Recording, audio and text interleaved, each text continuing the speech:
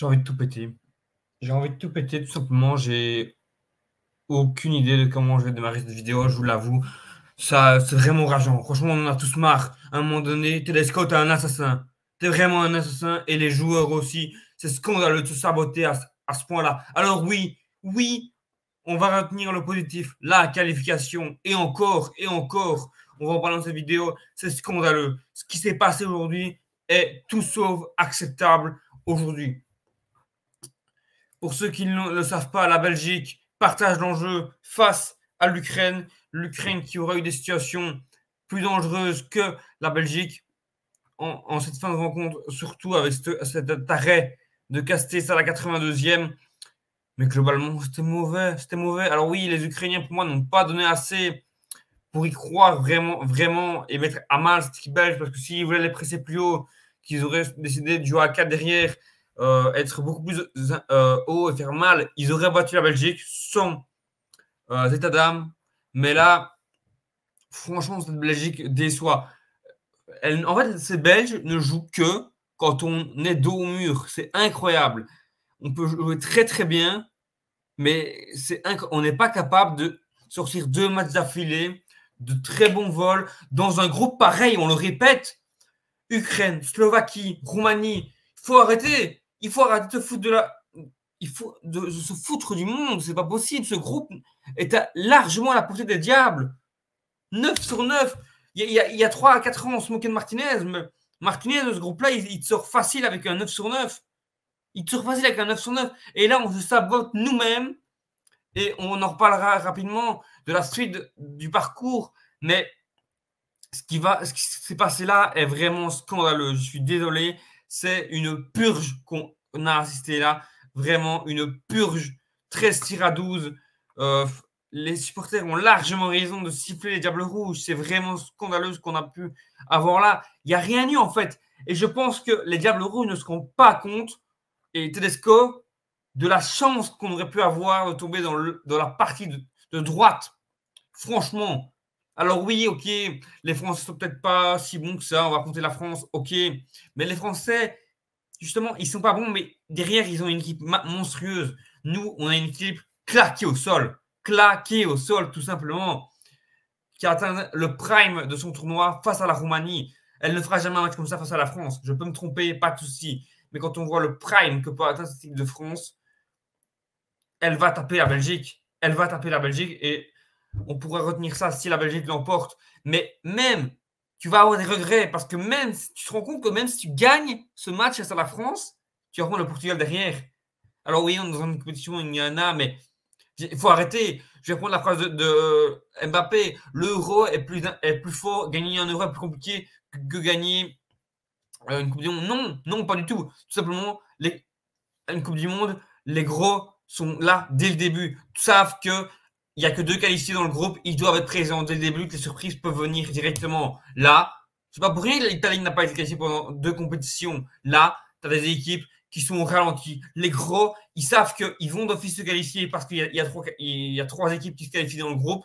Donc, ils jouent au ralenti. Ils s'en foutent. Ils ne font plus rien. Et on voit des matchs pittoresques. Pittoresques. Hier et aujourd'hui, c'est vraiment la purge du football. Et après, on vient dire, mais je suis désolé, mais les matchs en Copa América, je parie qu'on voit plus de spectacles. Je suis désolé. Hein. Je pense vraiment qu'on voit beaucoup plus de spectacles et beaucoup plus de hargne, surtout. C'est ça qu'on ne voit pas là. Et c'est ça qu'on n'a pas du tout vu aujourd'hui côté belge, à part un De Bruyne qui a, pour moi, été beaucoup plus dans le duel. Mais Onana, qu'est-ce qu'il est chiant quand il joue comme ça. Qu'est-ce qu'il est chiant quand il joue vraiment avec cette nonchalance-là. Il ne sert à rien, en fait. Il ne sert à rien. Autant le faire sortir.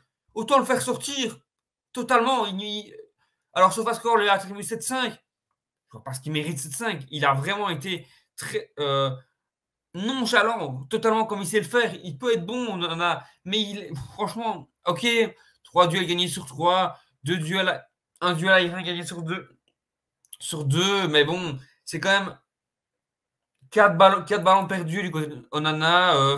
Ok, c'était pas de faute, mais bon, franchement,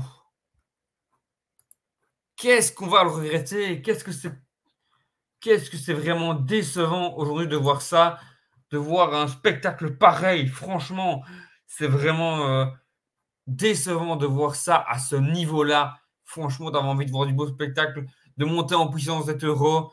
Tu disais que la voie était royale. Pas juste que les demi, parce que l'Autriche est une sacrée équipe, parce que ça se tape et que l'Autriche est bien meilleure que la Belgique dans cet Euro. Mais qu'il y a match et que s'il y a match, la Belgique peut passer et qu'après l'Angleterre, eux, c'est dingue. Ils jouent comme de la merde. Mais eux, ils le savaient qu'ils allaient terminer premiers. Si à un moment donné, ils auraient su que le Danemark avait ouvert la marque, tu peux être sûr, les Anglais auraient marqué le but face à la Slovénie et ils se seraient bougé le cul. La Belgique, rien, rien. Alors oui, ok, je peux comprendre à la fin qu'on ne veut pas prendre de but pour éviter l'élimination. Ça, ok, à la 94e, c'est fini.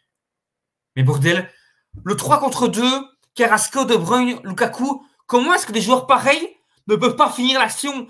Carrasco, mais je n'en peux plus. Je n'en peux plus de ce gars, c'est pas possible. Et même après, je change complètement de sujet parce que ce débrief part dans tous les sens. Mais Trossard, c'est quoi ce mec? C'est une purge totale, ce gars. Une purge totale. C'est une dinguerie. Ce mec ne fait rien sur le terrain, ne sert à rien. C'est contrôle passe vers l'arrière, contrôle passe vers l'arrière. Il ne tente pas de dribble. Il fait rien. Oh là là. Et maintenant, on va pas parler un peu. Tedesco, t'es vraiment un assassin. Tu ne tentes rien. Rien du tout. Un peureux, bordel. Un peureux. Tielemans qui sort. Ok, pas bon, mais voilà, tu tentes rien. Tu fais rentrer Mangala, poste pour poste. Trossard rentre, sort. Casco rentre, poste pour poste. De Ketelaar, Openda. Même de Kuiper, mais bon, ça c'est moins grave aujourd'hui. Ils n'ont pas du tout voix au chapitre. Pas du tout voix au chapitre. Openda qui rentre à la 88e, 90e, c'est un manque de respect. Je suis désolé. Alors oui, ok, si tu étais premier et que si tu avais fait le 6 sur 6 et que tu étais assuré d'être premier, tu peux comprendre ce genre de prestation. Tu gères tranquillement, tu te prépares au 8e, il n'y a pas de souci. Mais pas dans ces situations-là. C'est pas normal. C'est un manque de respect pour l'ensemble des supporters qui sont venus voir le match. C'est un scandale, je suis désolé. Il n'y a rien eu. Rien. La seule satisfaction pour moi aujourd'hui, c'est Fas. Fas qui a été impérial défensivement solide. Et Koun Castells qui nous sauve un but à la 92e sur un corner rentrant. Castells encore présent et qui prouve aujourd'hui qu'il a sa place dans cette équipe. Fas a été bon aussi. Mais globalement, c'est beaucoup trop insignifiant sur un terrain de foot, cette équipe. La France, vous allez voir, on va pas se faire écraser par la France, je ne pense pas. Mais on ne va rien faire.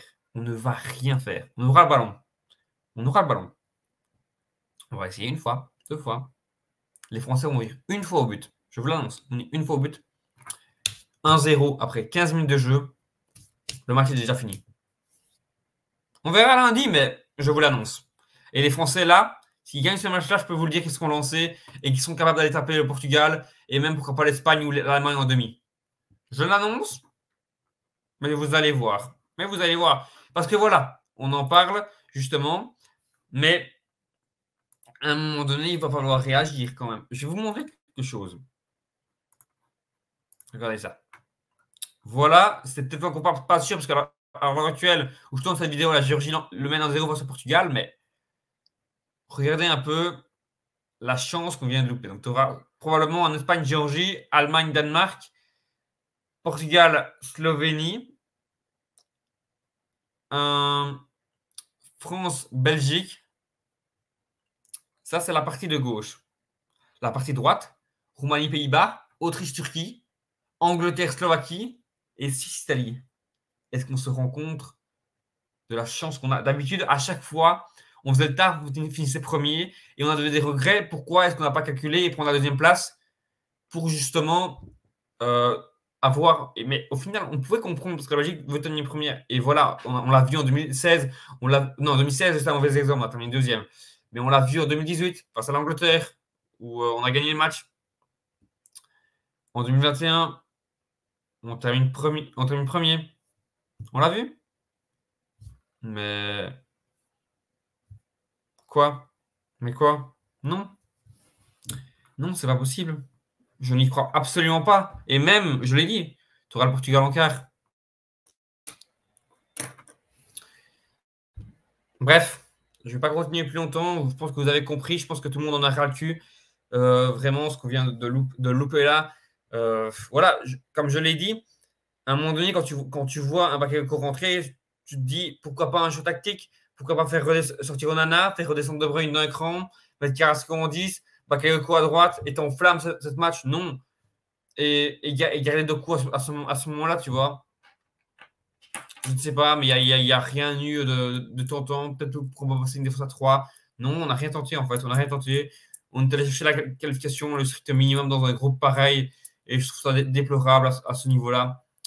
Enfin bref, on en reparlera très bientôt. Je pense qu'avec Alexis, on se recontactera bientôt, peut-être pour analyser le premier tour de cette Euro, cette phase de poule, qui a démarré tambour battant, mais qui finit de façon très décevante, je trouve, et qui ne nous laisse pas de bon goût. Je pense que franchement, les huitièmes de finale ne me hype pas. Je pense que vraiment, j'attends les quarts avec impatience, et en particulier en Espagne et en Allemagne, que j'espère de tout cœur voir en tout cas, parce que je n'ai plus d'espoir pour la Belgique. Je pourrais être que surpris de ce qui va arriver, mais je n'ai plus d'espoir. Sur ce, j'espère que vous avez aimé la vidéo. N'hésitez pas à liker, à vous abonner. Je vous le conjure, s'il vous plaît. Et on se dit à la prochaine pour de nouvelles vidéos. Ciao les gars.